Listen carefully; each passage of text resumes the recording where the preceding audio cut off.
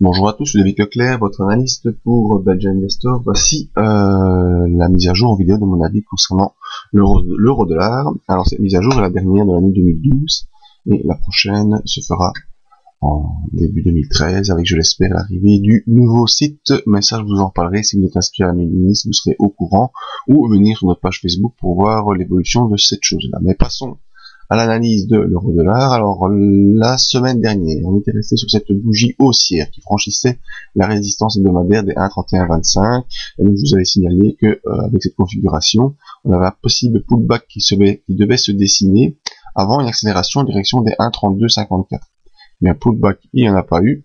Au contraire, on a lundi fait une petite stagnation, c'est-à-dire on a essayé de faire un pullback, mais ce pullback a échoué parce que les haussiers étaient là.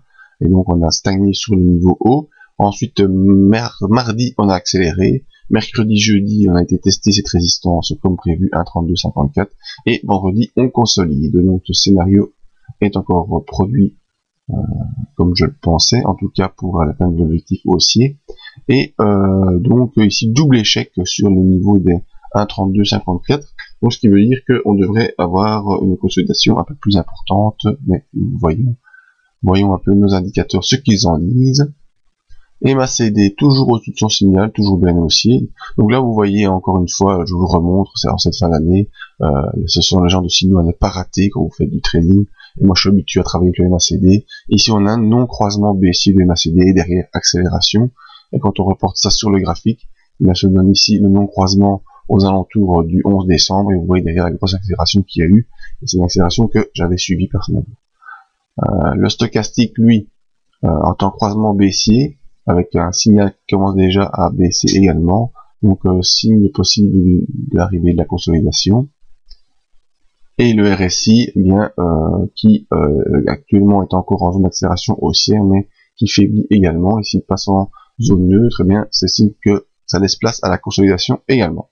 Donc tout ça pour vous dire que pour cette fin d'année, eh bien, je pense que l'euro-dollar, se trouvera entre 5,20 et les 32,54. Il ne devrait pas aller beaucoup plus haut, sauf peut-être grosse annonce qui se ferait sur le fiscal cliff. Mis à part ça, je vois pas très bien comment on pourrait aller beaucoup plus haut. Mais bon, l'annonce sur le fiscal cliff est déjà quasiment ici pricée depuis le 10 décembre, cette grosse impulsion haussière. N'est que cette certitude des opérateurs qu'on trouvera une solution sous le fiscal cliff, c'est pas possible autrement. La solution, on la trouvera.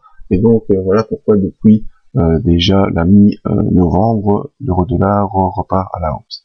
En tout cas, je pense que cette fin d'année pourrait se faire entre les 1,3062 et les 1,3254, avec peut-être pour la semaine prochaine une consolidation un peu plus importante en direction de la M20, avant pourquoi pas un nouveau retour dans cette zone ici. Je pense qu'on ira plutôt faire des allers-retours ici entre 1,3254 et 1,3125.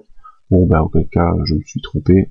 Eh bien, vous êtes à même, avec tous les signaux et les trucs que je vous ai donnés, de placer vos ordres stop et de voir les accélérations qui se passent.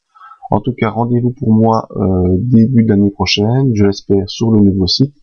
En attendant, venir voir mes analyses, mes mises à jour pour cette fin d'année, et bientôt la période des bilans 2012. Merci à vous et à l'année prochaine. Bonne fin d'année à tous.